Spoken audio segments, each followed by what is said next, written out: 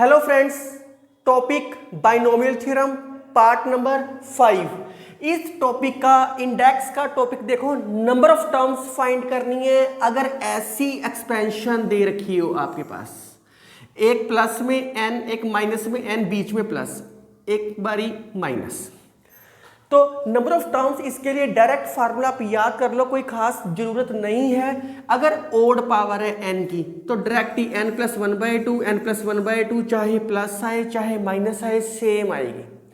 अगर ये एन की जगह इवन आ जाए, इवन पावर, अगर बीच में प्लस है तो दोनों को प्लस बाय 2, अगर माइनस है तो n/2, क्योंकि ऑटोमेटिकली कुछ टर्म्स कैंसल आउट होएगी, इसके अंदर कैंसल आउट नहीं होती, इस करके एडिंग हो जाती है एक्स्ट्रा।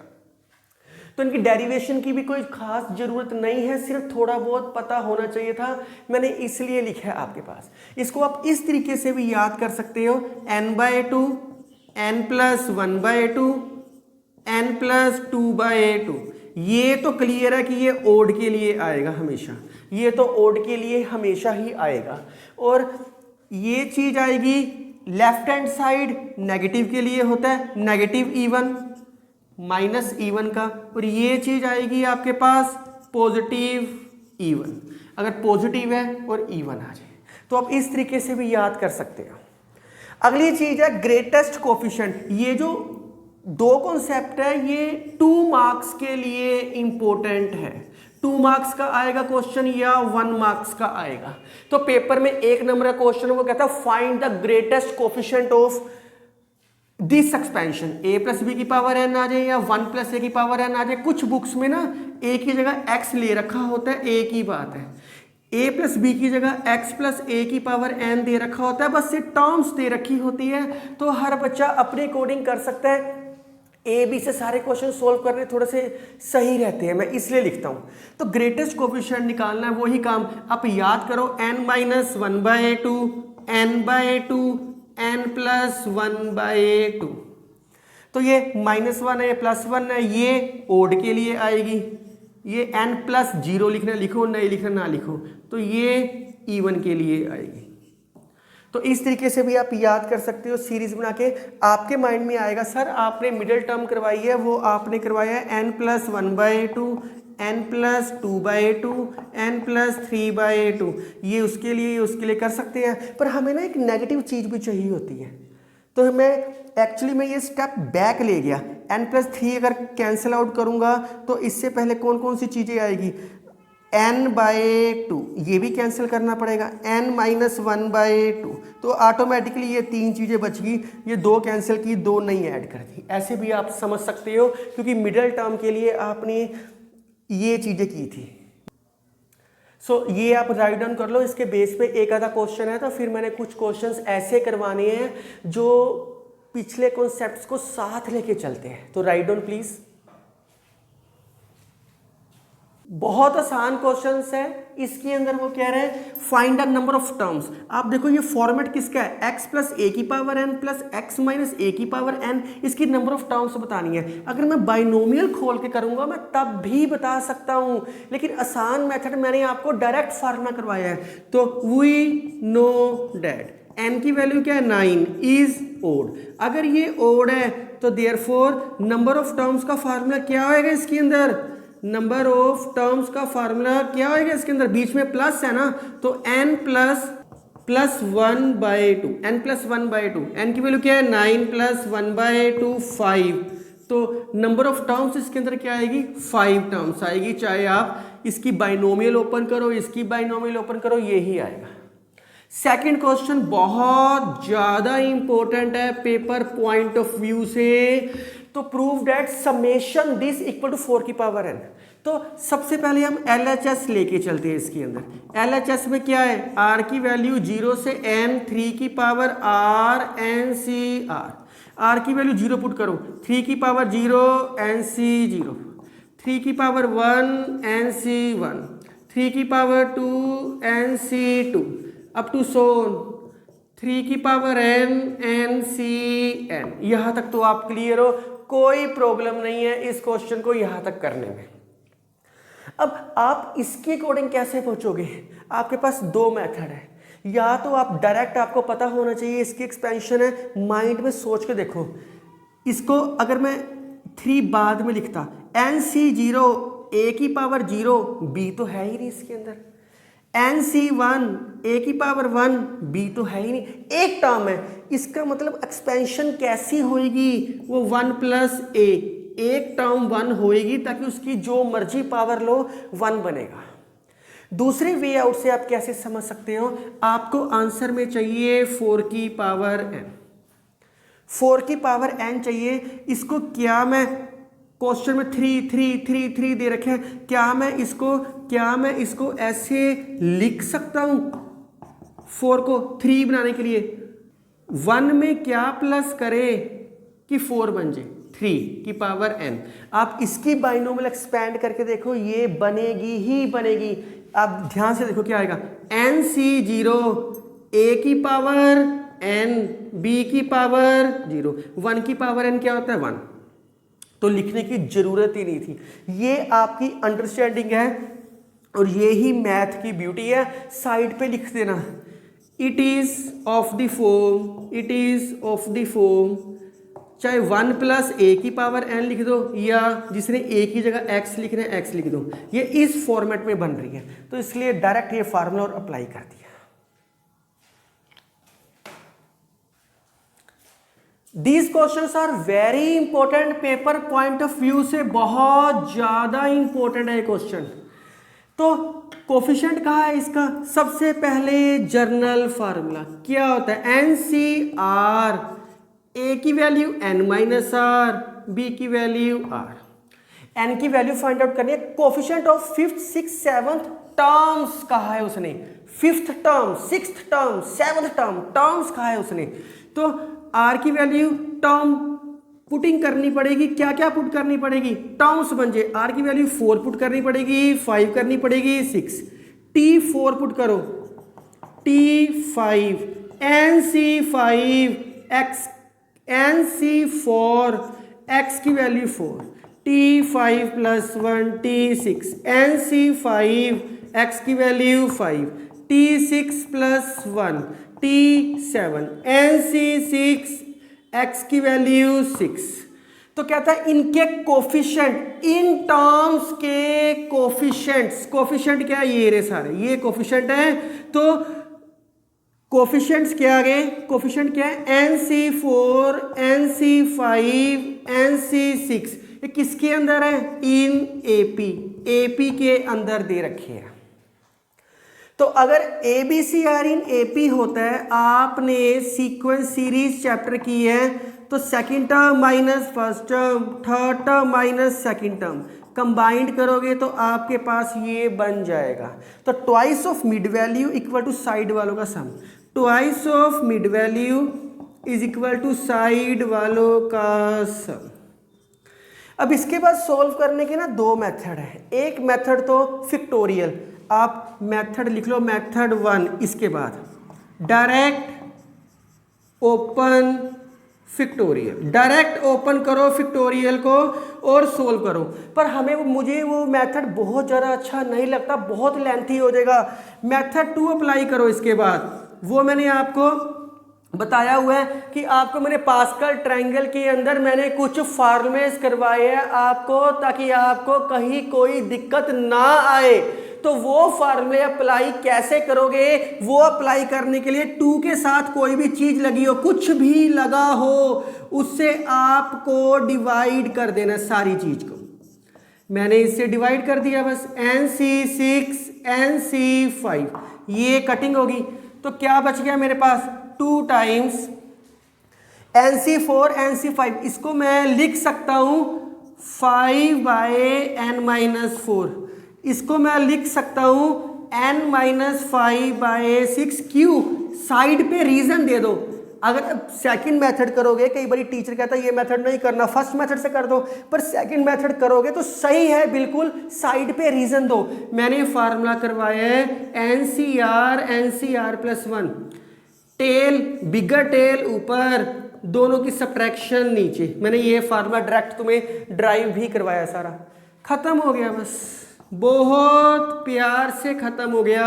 n-4 5, अब तो सिर्फ कैलकुलेशन ही है, इंटू 6 n-5 n-4, तो क्रॉस मल्टीप्लाई कर लो 12 n-4, मैं डायरेक्ट लिख देता हूँ, आप सोल्व कर लेना, +20, तो ये आएगा n² -12n + 21n -48 50 + 98 = 0, ये इक्वेशन बनेगी। सोल्व करोगे, फैक्टर बनाओगे, n की वैल्यू 7 और 14 आएगी, कोई प्रॉब्लम नहीं है। तो ये मेथड ज़्यादा सूटेबल है, सिर्फ रीज़न देना पड़ेगा आपको, और ये सेम सीक्वेंस में लिखना होता है। पहले 5th 6th 7th टर्म का है तो 5th टर्म का कोफिशिएंट, 6th टर्म का कोफिशिएंट, 7th टर्म का कोफिशिएंट, इसी सीक्वेंस में लिखना है। ऐसा नहीं कि इसको इंटरचेंज कर दो, फिर वो क्वेश्चन गलत हो जाएगा। इसकी एक शॉर्टकट ट्रिक भी है, अगर आप करना चाहते हो शॉर्टकट ट्रिक है इसकी, ये ऑब्जेक्टिव में कर सकते हो, किसी बच्चे ने करनी है। n-2r का स्क्वायर = n+2, और r इसके अंदर टर्म्स होती है, r याद रखना, इसके अंदर टर्म्स होती है। n क्या है? n की जगह पावर में तो n ही है, अगर 2n होता तो मैं 2n लिखता, n नहीं लिखा रहने दो। -2r, कौन सी टर्म पहले दे रखी है? जो फर्स्ट टर्म दे रखी होती है वो r होती है 5 का स्क्वायर n+2, स्क्वायर खोल लो, बस खत्म हो गया। मैथ से प्यार करो, वो आपसे करेगा। बहुत प्यार से हो रहे हैं क्वेश्चन, कुछ भी करने की खास जरूरत नहीं है। अगर आप ध्यान से देखो ट्रिक से, ये डायरेक्ट इक्वेशन आ गई, डायरेक्ट इक्वेशन। तो ये ऑब्जेक्टिव में करोगे तो अच्छा है। तो इतना राइट डाउन करो पहले आप। इस क्वेश्चन में भी कहा है जर्नल फार्मूला क्या होएगा? TR+1 NCR, A की वैल्यू n-r, B की वैल्यू r। तो इस क्वेश्चन में ना कोफिशिएंट्स कहा है, टर्म्स नहीं कहा। पिछले क्वेश्चन में टर्म कहा था तो एक कम आई, इसमें डायरेक्ट कोफिशिएंट का है। कोफिशिएंट किसके चाहिए? AR-1, AR+1, क्या आएगा? AR का कोफिशिएंट क्या आया? NCR। अगर r-1 हो जाए तो NCR-1, अगर r+1 आ जाए तो NCR+1 इन AP। तो वही formula, 2 of middle term, side वाली चीजों का सम। तो NCR से डिवाइड कर दो, NCR-1, NCR+1, NCR, इसका फार्मूला अप्लाई होएगा, इसका फार्मूला अप्लाई होएगा। ये एक्चुअली मिडल में होती है, तो मिडल में इसके साथ भी डिफरेंस एक का टेल है, इसका भी डिफरेंस टेल एक का है, तो इसलिए इसी से डिवाइड करते हैं हमेशा। फार्मूला लगा के सोल्व योरसेल्फ। आपको डिस्क्रिप्शन में ये सोल्व मिलेंगे सारे क्वेश्चन, आप डायरेक्ट करोगे तो अच्छा है। अब इसकी शॉर्टकट ट्रिक देख लो, अगर जिस बच्चे ने करना है शॉर्टकट ट्रिक से, n-2r का स्क्वायर = n+2 था। n की जगह क्या दे रखा है? n। r की जगह क्या दे रखा है? ये कोफिशिएंट है, कोफिशिएंट दे रखा है, पर हमें तो टर्म चाहिए। टर्म तो इससे एक ज़्यादा ही होती है। ऐसे r है तो टर्म क्या है? r+1। r-1 होएगा तो टर्म क्या होएगी? r। तो r की जगह r ही होएगा, क्योंकि मैंने शॉर्टकट ट्रिक में लिखवाया है आपको। बस खत्म हो गया। +4r², 4nr = n+2। ये ही प्रूव करना था, कंबाइंड कर दो, ये ही प्रूव करना था। स्टूडेंट्स, जो मैं इस पार्ट में क्वेश्चन करवा रहा हूँ ये सारे मिक्स क्वेश्चंस कर रहे हैं। जो पहले किए मैं बता चुका हूँ, मिक्स क्वेश्चन कर रहे हैं, और ये बिल्कुल भी टफ नहीं है। A1, A2, A3, A4 coefficient of 4 consecutive terms, तो 4 टर्म्स लेट कर लो। लेट 4 टर्म्स भी हमेशा rth जनरल टर्म हो जाएगी, rth, r+1th term, r+2th term and r+3th term. 4 term भी ये लेट कर लें। आपके माइंड में आएगा सर r-1, r+1, r+2 कर सकते हैं? यस कर सकते हो। फिर आपके माइंड में आएगा सर 1 2 3 4 कर लो, वो भी कर सकते हो, पर कोशिश करो आर हमेशा पॉजिटिव लेके चलो, सारी की सारी चीजें सही है जो आप सोच रहे हो। तो टर्म्स rth टर्म का कोफिशिएंट एक कम होएगा तो अंडरस्टूड है क्या आएगा NCr-1, इसको क्या नाम दिए A1, A2 का क्या नाम हो जाएगा NCr, A3 का क्या नाम हो जाएगा NCr+1 क्योंकि n तो यहाँ n ही है ना n, A4 क्या हो जाएगा NCr+2। अगर 1 2 3 4 लेना है r-1 r+1 r+2 लेना है वो भी ठीक है, r+1 r+2 r+3 r+4 लेना वो भी ठीक है, जो मर्जी ले सकते हो आप। खत्म हो गया बस। LHS क्या है A1/A1 + A2, A3/A2 + A4।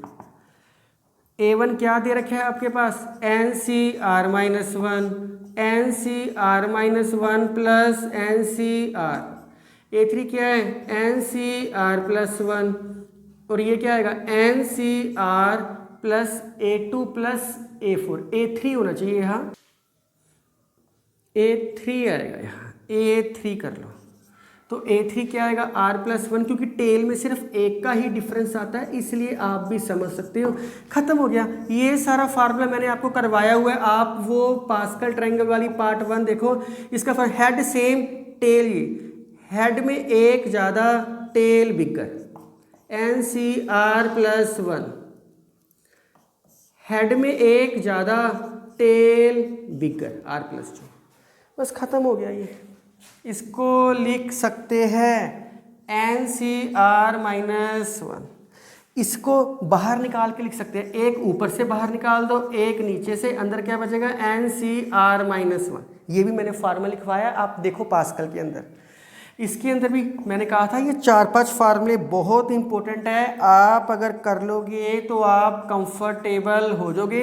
ये सिर्फ मैंने इसलिए किया ताकि ये कटिंग हो जाए। जिसने फिक्टोरियल खोलना है फिक्टोरियल खोल के कर लो, पर ये ज़्यादा अच्छा मेथड है। क्या आ गया r/n+1, r+2/n+1, 2r+1, 2r+2/n+1। Similar RHS में A2 A3 की वैल्यू पुट करो, सेम आएगा, डू यूर सेल्फ। आपको सोल्व मिलेगा डिस्क्रिप्शन में। तो ये क्वेश्चन भी देख लेते हैं, साथ ही साथ देख लेते हैं। आप वीडियो पॉज करके राइट डाउन कर लो इतना। इस क्वेश्चन को भी देख लेते हैं। ये इसको लिख सकते हैं 3 की स्क्वायर की वैल्यू n+1, इसको लिख सकते हैं 9 की वैल्यू n+1 क्योंकि इजी हो जाएगा, इसी करके लिखा, नहीं तो डायरेक्ट भी कर सकता था। 9 का मतलब क्या होता है, हमने इसकी बाइनोमियल खोलनी है। बाइनोमियल कहा है ना उसने, तो बाइनोमियल के लिए इसको 1 में, हमेशा 1 में क्या प्लस करें कि 9 बन जाए। ऐसी चीज मैं आपको बहुत बार बता चुका हूं। खत्म हो गया, बाइनोमियल खोल लो। n+1 C0, 1 की वैल्यू n+1 और 8 की वैल्यू 0, n+1 C1, 8 की वैल्यू 1, n+1 C2, 8 की वैल्यू 2, n+1 C3, 8 की value 3, up to so on. n+1 Cn+1, 8 की वैल्यू n+1, ये है ब्रैकेट में लिखा -8n -9। फर्स्ट टर्म को सोल्व करो, 1 आएगा, ये n+1 आ गया, 8n+8। बाकी सारी चीज को अलग कर दो, बाकियों की हमें जरूरत नहीं है, इस करके मुझे बाकी सारी चीज अलग कर दी। मुझे बाकियों की जरूरत क्यों नहीं थी, इसके पीछे रीजन है -8n -9। तो 8n+9 से 8n -9 कट गया, ये सारा नेगेटिव पॉजिटिव कट गया, इसलिए ऐसा किया। तो ये चीज किससे डिवाइड होनी चाहिए थी, 64 से। तो ऑटोमेटिकली ये पहली 2 टर्म छोड़नी पड़ेगी तभी 64 आएगा। तो 64 कॉमन निकाल दो, मतलब 8 का स्क्वायर आपने कॉमन निकाल दिया, बाकी अंदर जो मर्जी आए, हमें क्या लेना देना। बस लास्ट में n+1 C n+1, 8 की वैल्यू n-1, 64 आ गया। देयरफॉर डिविजिबल बाय 64, कोई खास मुश्किल नहीं था, आसान ही था। तो ये आप राइट डाउन करो, मैं कुछ प्रैक्टिस क्वेश्चंस लिखता हूं इसके। ये कुछ प्रैक्टिस क्वेश्चन लिखिए, कोई मुश्किल काम नहीं है। ये डायरेक्ट बाइनोमियल एक्सपैंड करो, इसकी भी बाइनोमियल एक्सपैंड करो। जो आंसर आएगा उसमें ए की जगह √2 पुटिंग करना, बी की जगह क्योंकि सेम था बी की जगह 1 पुट करना। ऐसा क्वेश्चन भी मैंने करवाया, ऐसा भी करवाया, तो कोई टफ काम नहीं है। अगली वीडियो बहुत इंपॉर्टेंट है, part number 6, ratio of binomial theorem. So thank you, take care और मेरे साथ बने रहो।